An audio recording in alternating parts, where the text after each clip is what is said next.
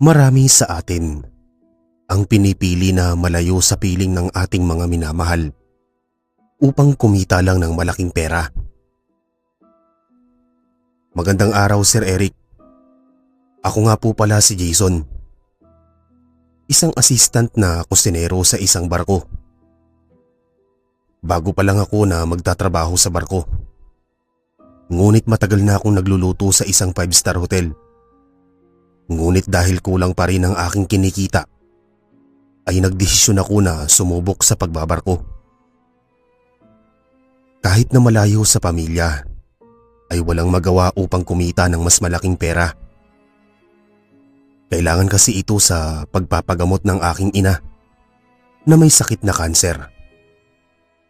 Kapag nanatili lang ako sa Pilipinas ay hindi kakayanin ang aking sweldo sa pagpapagamot sa aking ina. At nais ko pong ibahagi ang kwento ng kusinero sa aking barkong pinagtatrabahuhan. Hindi ko inaasahan ang aking mga nalaman.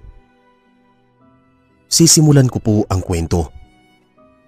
Noong unang araw ko pa lang na pumasok sa cruise ship bilang isang assistant na kusinero. Unang araw ko pa lang ay agad na akong napagalitan ng head na kusinero dahil nakikialam ako sa kusina. At noong unang araw, linggo at buwan ay wala akong ginawa kundi maghiwa ng mga gulay at tagalagay ng ibang sangkap sa kanyang mga niluluto. Kung tutuusin ay kayang-kaya niya ito na gawin at madalas din siyang mag-isa lang sa kusina at ang iba pa niyang mga assistant ay nagsiserve ng kanyang mga niluto. Kung minsan pa ay ginagawa lang kami ng mga dishwasher.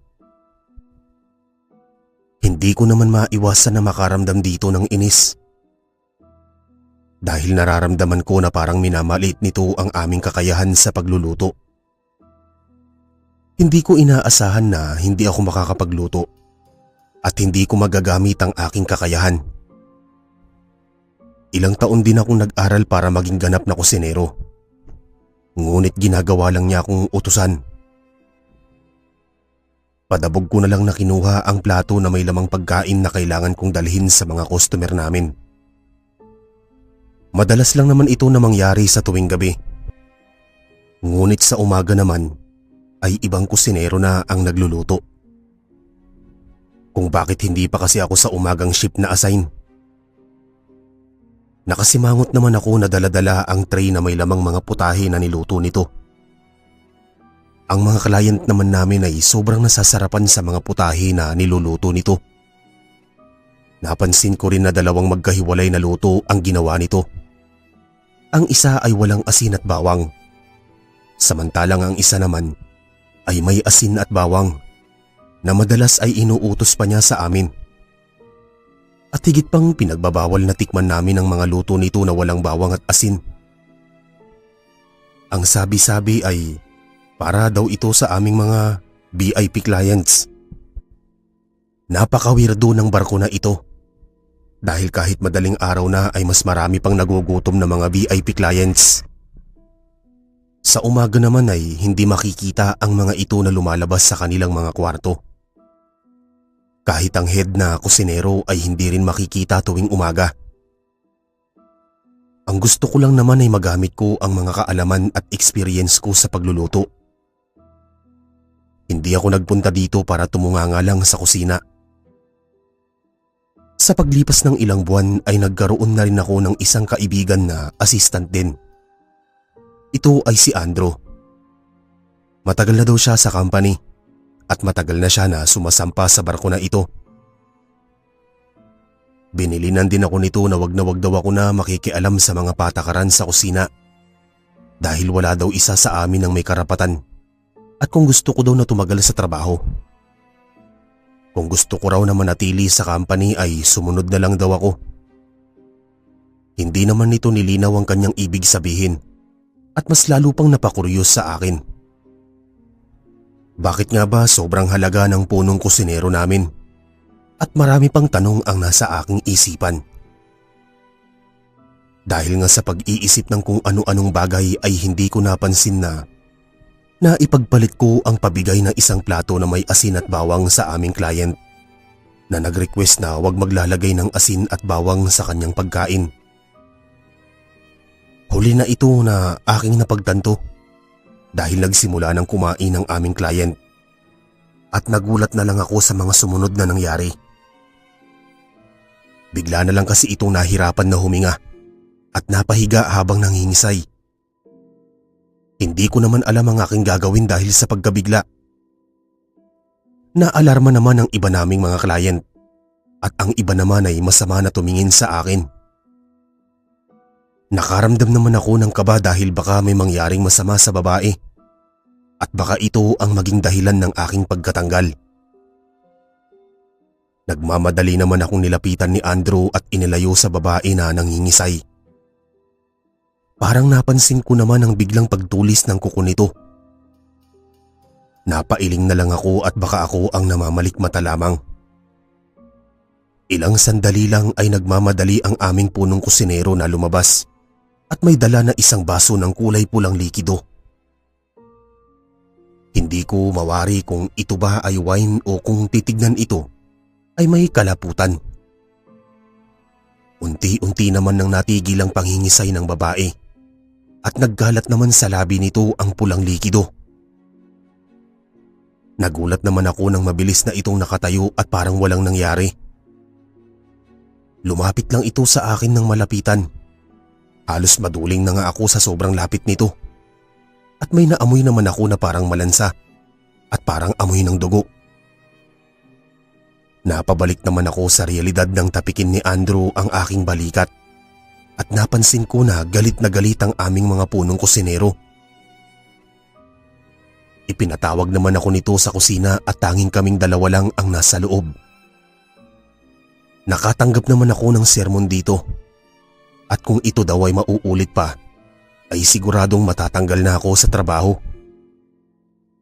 Agad naman akong humingi ng dispensa at nang matapos na siya na magsalita ay agad naman na akong pinabalik nito sa labas upang magpunas ng mga lamesa. Hindi muna daw niya ipagkakatiwala sa akin ang pagsiserve ng mga pagkain. Kasalanan ko rin naman ito dahil kung ano-ano na lang ang aking iniisip. Dapat ay mas naging maingat ako, lalo na at mga VIP ang mga customer namin sa ganitong oras. Ilang oras lang din ang nakalipas at mabuti na lamang at natapos na rin ang duty namin ng araw na yon.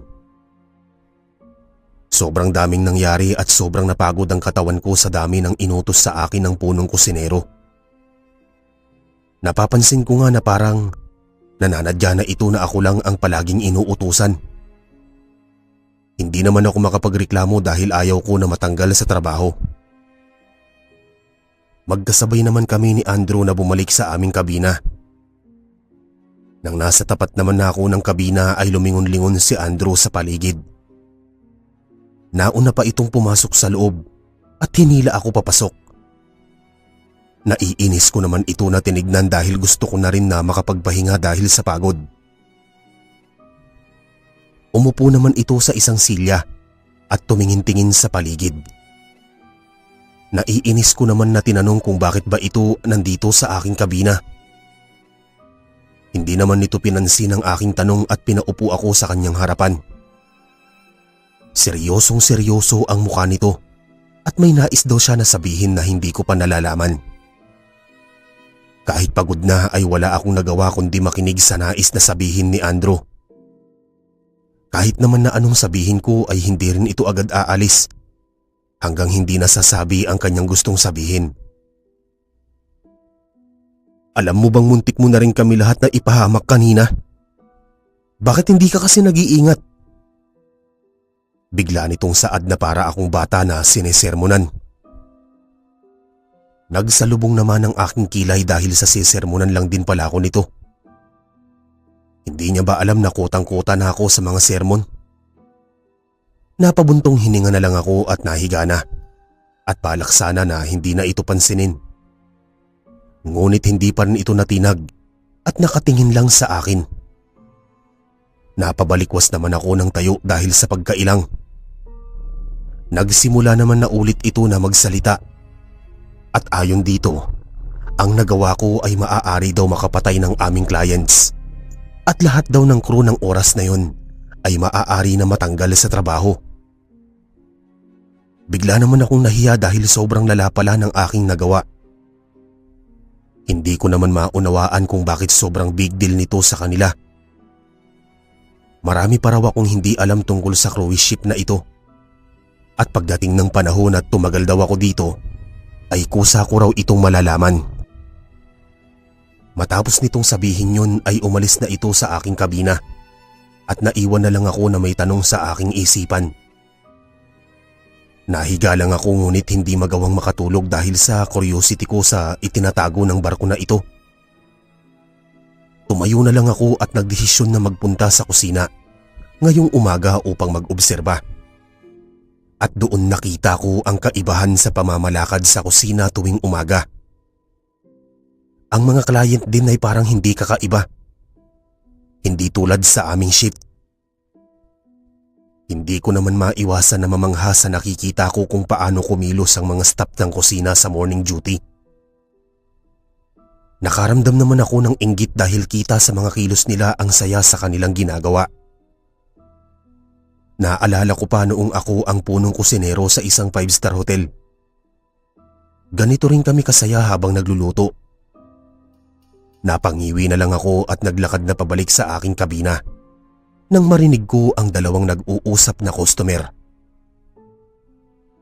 Pansamantala naman akong napatigil sa paglalakad at nakinig sa pinag-uusapan ng mga ito.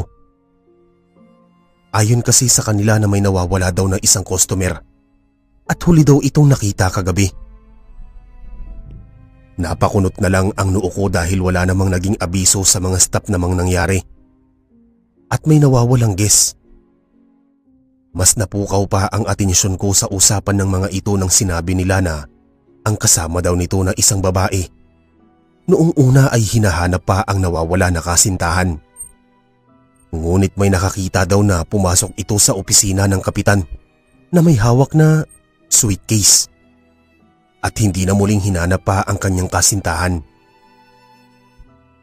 Mas lalo pang dumami ang tanong sa aking isipan at hindi ko mapigilan na alamin ang mga nangyayari sa barko na ito. Habang lalong tumatagal ay may mga kakaibang nangyari dito sa barko. Wala naman sa mga staff ang nakikita ko na kumikibo o nakikialam sa mga ito. Ngunit iba ako sa lahat. Hindi ako matatahimik hanggat hindi ko nalalaman ng totoo. Bumalik muna ako sa aking kabina upang makapagpahinga dahil mamayang gabi ay mag-iimbestigan na rin ako kung ano ba talaga ang nangyayari sa barko na ito. At bakit ang daming mga lihim na tinatago, lalo na ang punong kusinero ng barko. Hindi ako matatahimik kapag hindi ko pa malaman ang katotohanan. Gusto ko ito alamin dahil kung magiging matagal akong empleyado ay nais kong malaman kung nagiging parte na ba ako ng mga illegal na gawain. At kung bakit may nawawala na bigla na aming mga guests. Pero parang walang ginagawa ang mga staff na hanapin ito. Napahiga na lang ako sa kama ng aking kabina at ilang sandali lang din ay dinalaw na ako ng antok. Halos ilang oras din ako na nakapagpahinga. At nagising na lang ako sa pagtunog ng alarm ng aking cellphone. At alas 8 naman na pala ng gabi. Kaya nagmadali na rin ako na kumilos. Nag-ayos naman na ako ng katawan at nagsuot ng aking uniforme. Napatawa at napailing na lang ako dahil naka-uniforme pa ako bilang kusinero.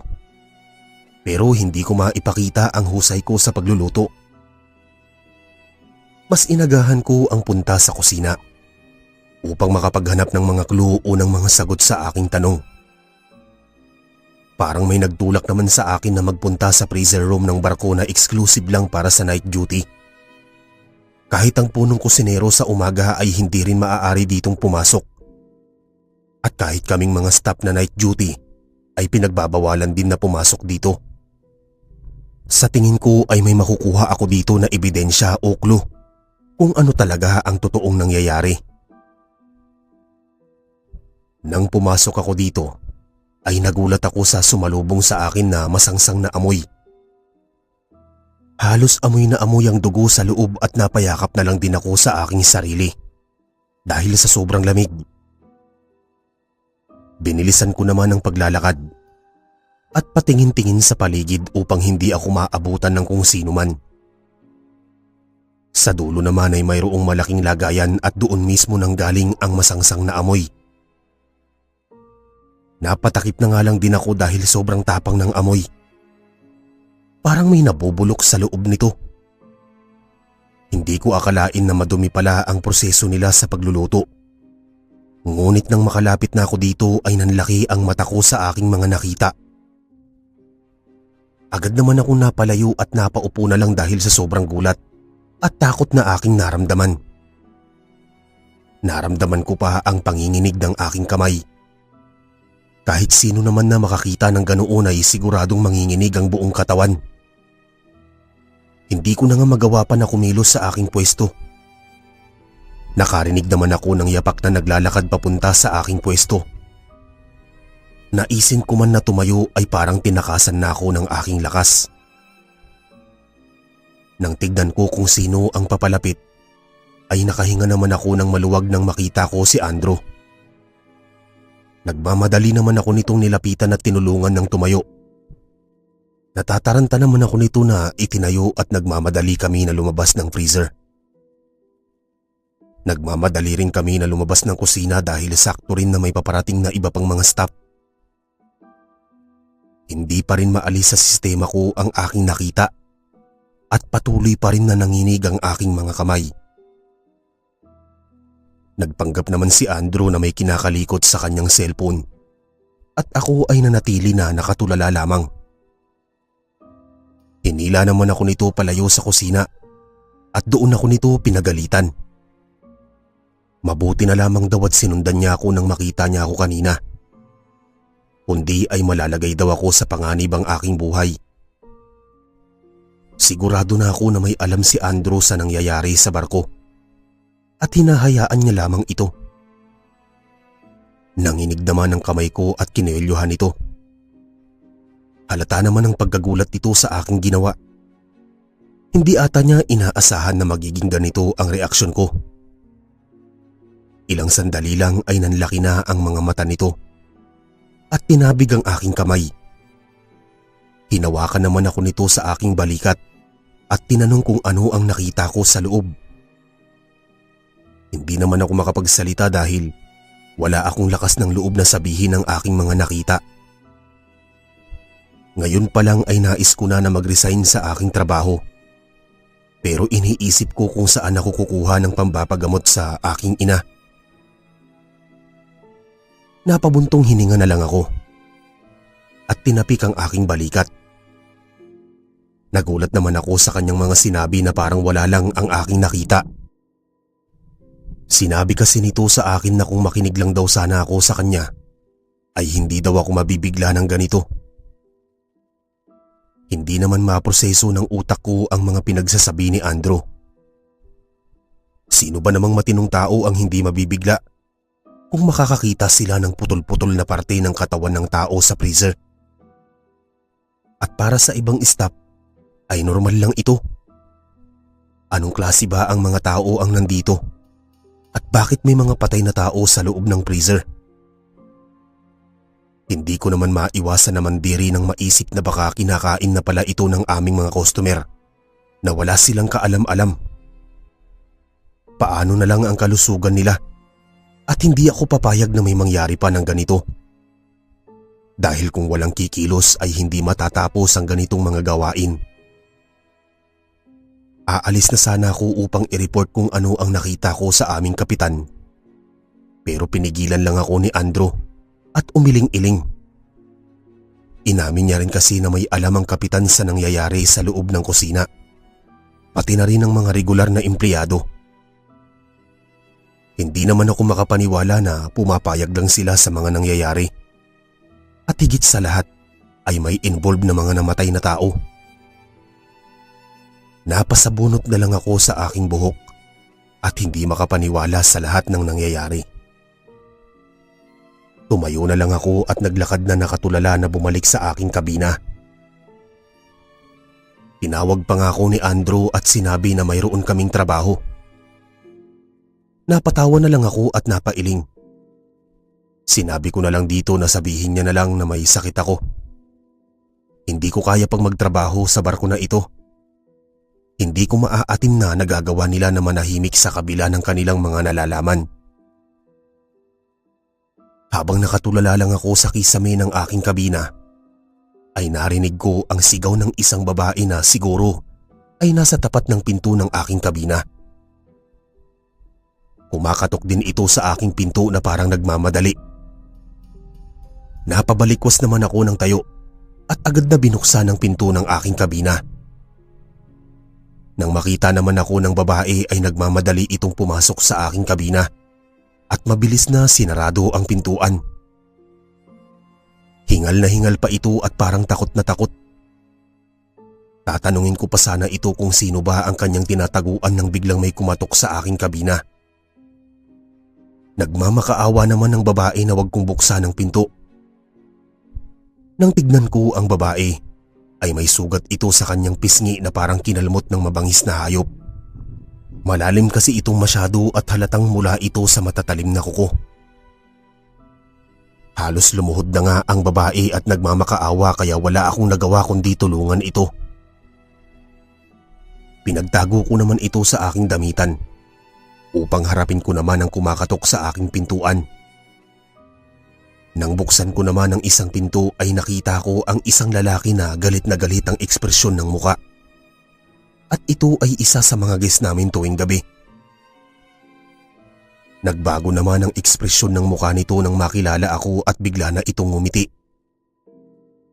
Ngimitian ko na lang din ito at nagpanggap na parang walang nangyari. Agad naman ako nitong tinanong kung may nakita ba daw ako na babae at ito daw ay kanyang kasintahan. Pinili ko naman na magsinungaling dahil nararamdaman ko na may kakaiba sa nangyayari. Sinabi ko na lang dito na kakagaling ko lang sa pagtulog at nagising lang ako dahil sa kanyang pagkatok. Halata naman sa mga tingin nito ang pagdududa.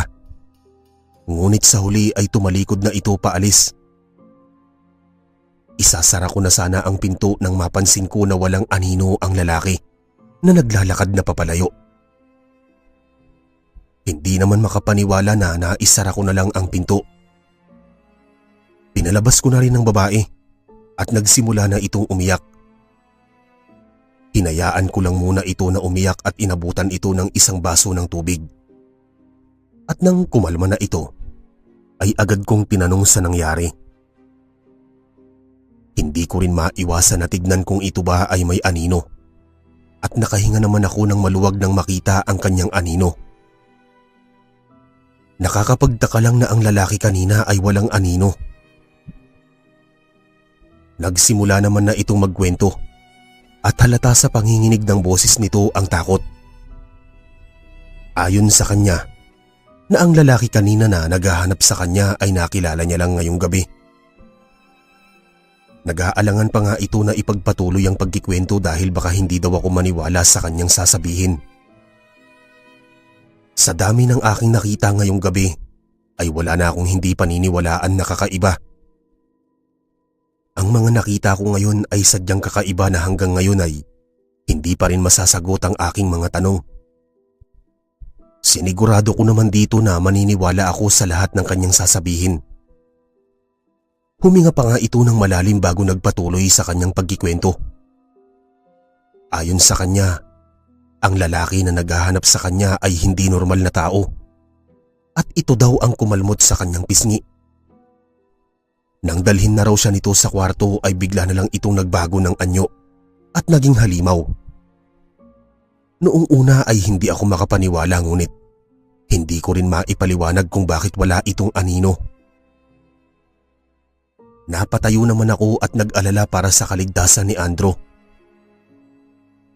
Binilinan ko naman ang babae na sandali lang akong lalabas upang alamin ang kaligtasan ng aking kaibigan.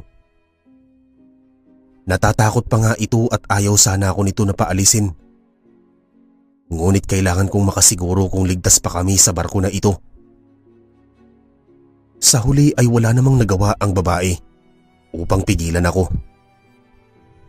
Binilinan ko na lang na wag niyang bubuksan ang pinto kahit na anong mangyari. Dahil may dala naman ako na sarili kong susi.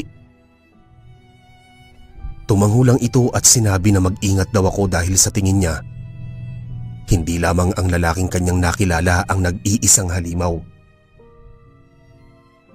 Nang hinahabol kasi siya nito kanina ay may iba pa itong inuutusan upang siya ay hanapin. Napatango na lang ako at napahawak ng mahigpit sa rosaryo na ibinigay ni inay. Bago ako maglakad ay napadasal na lang ako na maging ligtas si Andrew. Hindi ako papayag na maging biktima siya ng tinatawag na halimaw. Lalo na ito na lamang ang nag-iisa kong naging kaibigan nang magtrabaho ako sa barko. Palingon-lingon lang ako sa paligid habang naglalakad ako patungo sa kusina. Naging dahan-dahan lang din ang aking bawat galaw. Nang makarating na ako sa kusina ay hindi ako nagpakita sa iba naming mga kasamahan. At nang makatiming naman ako ay agad ko na hinila si Andrew palayo. Nagulat pa nga ito nang makita ako dahil akala niya daw na hindi ako papasok. Pinatahimik ko naman ito at sinabi na hindi ako naroon upang magtrabaho. Naguguluhan naman na tinignan niya ako at napagtanto niya na nakapangtulog na ako na damit. Mahina ako naman na ipinaliwanag ang nangyari. Napalingon-lingon siya sa paligid at mas lumayo pa kami upang makapag-usap. Seryoso lang ang mukha nito at umamin ito na alam niya ang tungkol dito. Gusto niya naman daw na sabihin na sa akin ngunit baka mabigla daw ako at hindi ko makaya ang mga nangyari. Natatawa na lang ako dahil para akong sinaksak ng sarili kong kaibigan. Labis pa naman ang pag-aalala ko para dito. Pero malalaman ko lang na may alam sila sa mga halimaw na ito at tinatawag pa nila na mga aswang. Sinabi na rin nito ang lahat ng kanyang nalalaman at ang sikreto ng aming punong kusinero. Nalaman ko na isa rin pala itong aswang at malaki ang kinikita ng kumpanya dahil sa mayayamang guest na mga aswang. Magpapaliwanag pa sana si Andrew kung bakit niya ito ginagawa ngunit agad ko na siyang tinulak palayo at tinalikuran.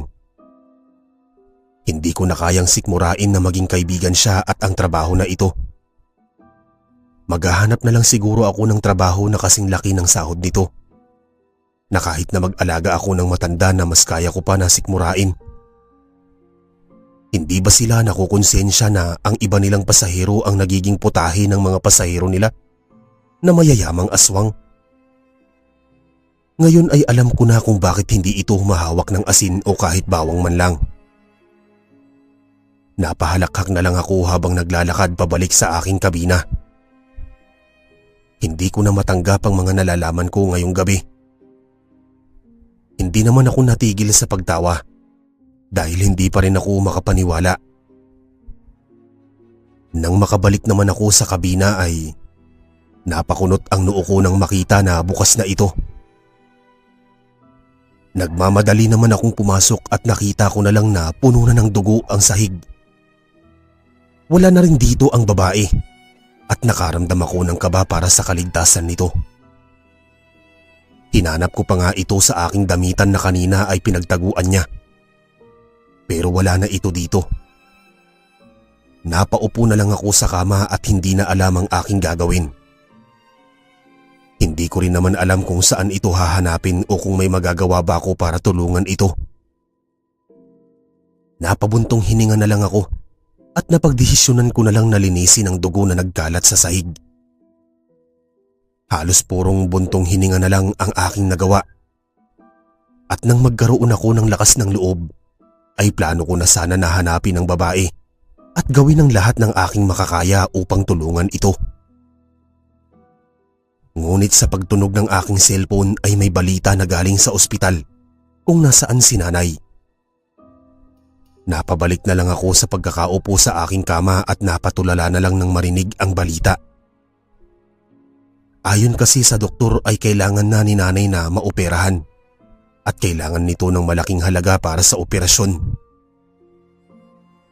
Bigla namang nawala na sa isip ko ang babae at ang mga nalaman ko ngayong gabi.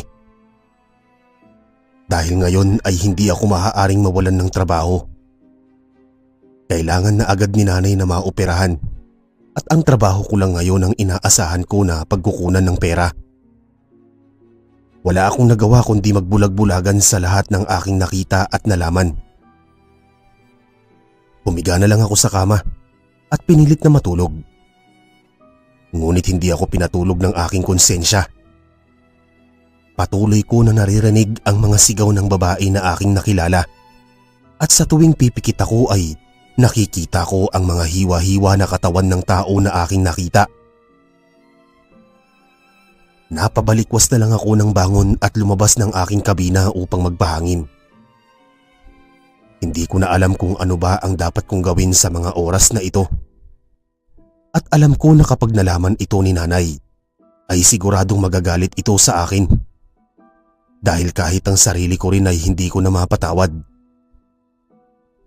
Kung kanina lang ay ayaw ko na pakinggan ang paliwanag ni Andrew kung bakit niya ito nagagawa. Hindi ko akalain na magiging bulag din ako sa mga nangyayari. Halos 3:00 na ng madaling araw nang makabalik ako sa aking kabina.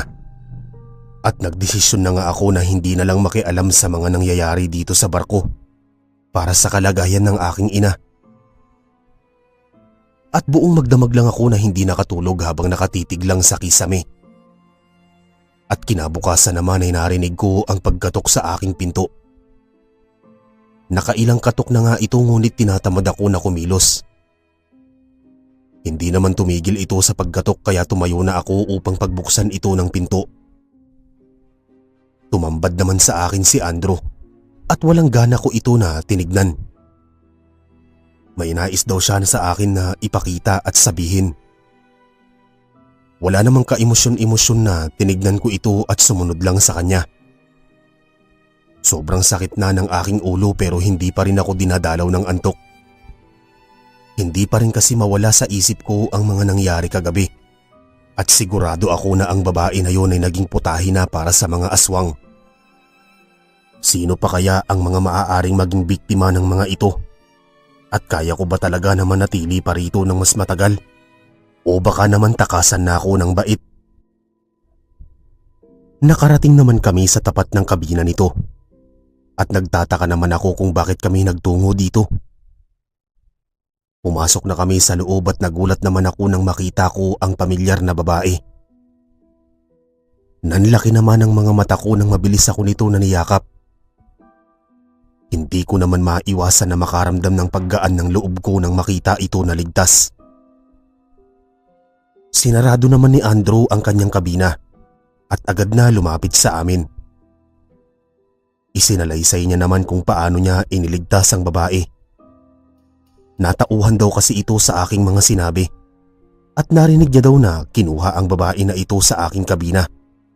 Kaya gumawa ito ng paraan upang maitakas ang babae. At hanggang ngayon daw ay hinahanap pa rin ang babae na ito. At isa daw ako sa pinaghihinalaan na tumulong. Kaya nagplano si Andrew na tumakas ngayong umaga. Dahil kung mananatili pa kami dito ng hanggang gabi, ay siguradong mapapahamak lang kami. Nagdadalawang isip naman ako kung aalis ba ako sa trabaho. Inaalala ko na kailangan ko ng malaking pera para sa operasyon ng aking ina. Hinila ko naman si Andrew palabas ng kabina upang sabihin ang kalagayan ko. Napabuntong hininga naman ito at may inabot sa akin na isang referral invitation. Maaari daw ako ditong mag-apply at ang referral ay makakatulong sa akin upang mabilis na makalipat ng papasukan na barko. Ayaw ko naman sana tanggapin ang inaalok nito dahil sigurado ako na para sa kanya ito. Ipinilit niya na inabot sa kamay ko ang referral letter dahil mas kailangan ko daw ito. Sinabi niya na kailangan na daw namin umalis at hindi siya makakasama. Hindi naman ako makapaniwala na magpapaiwan pa ito sa barko. Ilang beses ko pa ito na pinilit ngunit buo na ang desisyon nito na manatili sa barko. Hindi pa naman daw siya pinaghihinalaan ng mga tao dito. Kaya ligtas pa siya na manatili sa barko. Ito na lang daw kasi ang huli namin na pagkakataon na makatakas. Dahil ngayong umaga ang barko namin ay magdock sa isang pier.